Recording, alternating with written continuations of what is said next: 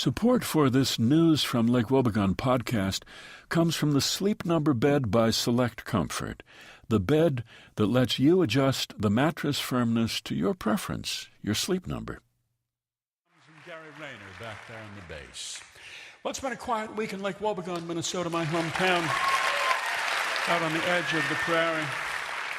It's been sort of cold and rainy here this last week after an amazing stretch of weather. We had blizzards and below zero temperatures just a few weeks ago, and then suddenly we had about 24 hours of summer on Monday, and it got up to 80 in Minnesota. It was so confusing. It was really remarkable. People were out throwing a ball around in the streets. You couldn't work in your yards because it was too wet, so there was a week off for the working classes of Lake Wobegon, that is, people who have homes. It was quite remarkable, really, on Monday morning when that warm air moved in and there was still a sheet of ice out on the lake as the sun came up.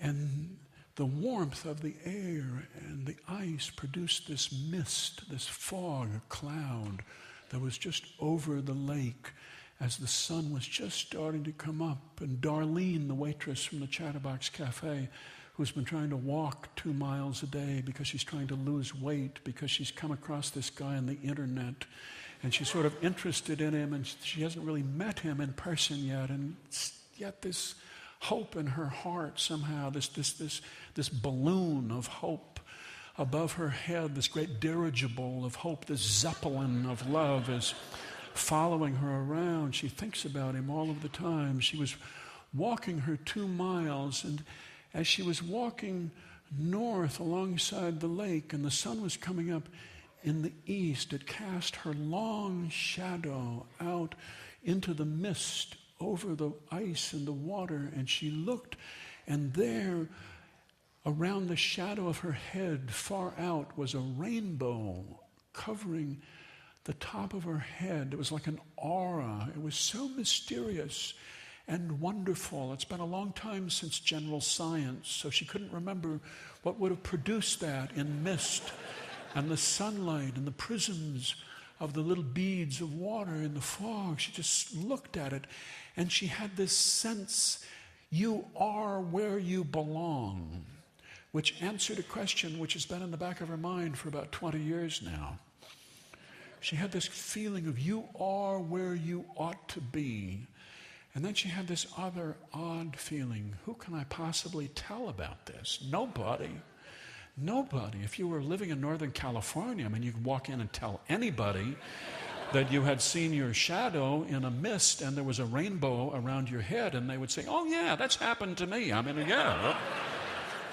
To talk about an epiphany, a spiritual awakening, a spiritual moment in Northern California, you could tell your mailman about this, and he would tell you about time he was biking up in the Sierras, and something about the rhythm of his feet on the pedals and his breathing formed this sort of confluence with a phrase that was going through his mind, and he stopped on the ridge and he wrote in his journal. I mean, the produce guy at the supermarket would have something to share with you about this, but she thinks back to her customers sitting there on the stools in the Chatterbox Cafe, the people she walks up and down, and she freshens up their coffee, and she brings them big platters of eggs over easy on hash browns and sausage. And if she looked at one of them, even on their best day, and she said, I saw a rainbow over my head this morning, and it seemed to tell me that I am where I belong, they would look away as fast as they could, first of all, and they wouldn't eat the eggs that she had brought. They would figure that she'd gone berserk. No, she couldn't tell anybody, but she walked around all week with this great mystery in her mind, this vision that she had seen. It just came out of nowhere. Spring, things like this happen.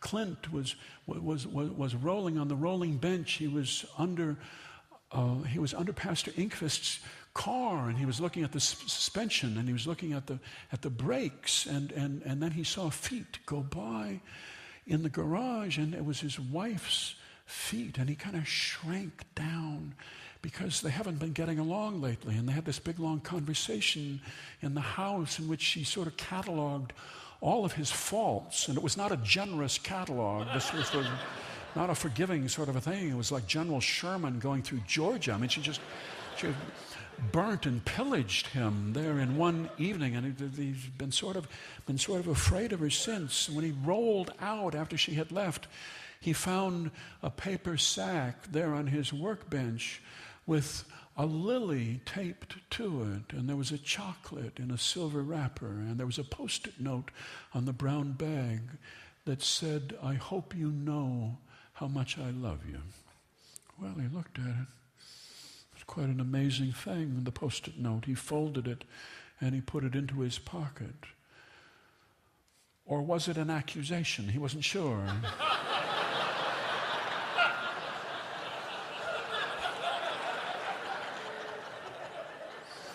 Probably you don't know how I feel about you living in the mist of ignorance as you do. You probably have no clue as to my feelings, which at this moment happen to be love. He wasn't sure. There was a big thing at Our Lady of Perpetual Responsibility this last Sunday. It was the fifth Sunday of Lent. And Father Wilmer did not give a homily because the children were performing an original musical for the Lenten season written by Sister Arvan called Dreaming. That's what it said in the bulletin. So Father Wilmer just had a walk-on role in the Sunday morning Mass this last week.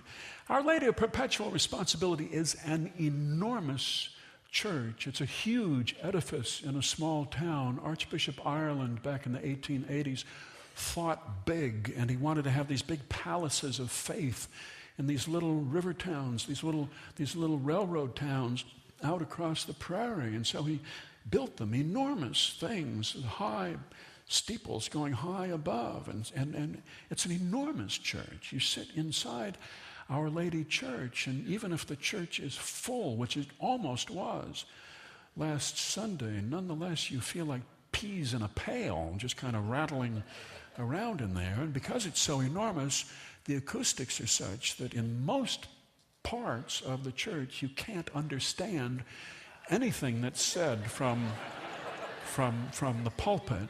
Father Wilmer gets up and pins the microphone to himself, and he preaches, and there are people here and there in the sanctuary who can't understand a word. He may as well be speaking in Latin for all they know. Oddly, it is those parts of the sanctuary where people tend to crowd in, and you see clumps of people. And because the children were passing the microphone back and forth to each other, and oftentimes they would forget, and because children who were not so sure about their lines would speak their lines very quietly, you couldn't understand anything that was in the musical. The children sang very quietly, and there was a piano somewhere back behind the altar, and there was a boy with a wooden chest and a silver lock on it, and there was several boys standing in a boat with a sail, and then there were people holding up boughs of spruce and flowers and big green cloths. It was hard to figure out exactly what it was about, and yet it brought people to tears. People were weeping over it. Myrtle Krebsbach came around to talk to Sister Arvan afterward, who was offering memorial lilies for Easter Sunday, $5 per lily. It'll be up on the altar in memory of whoever you wish. And Myrtle bought one in memory of two of her sisters who haven't died yet, but they're in the Good Shepherd home, and they're kind of wandering around in their early 90s and all bent over from osteoporosis, and one of them has a broken collarbone, and they're a little forgetful, so she bought two in their memory, and she said, "That was so beautiful. What was that about?" And Sister Arvan said, "Rejuvenation." She's a direct woman, Sister Arvan. She's a plain rejuvenation, restoring youth, the spirit of youth.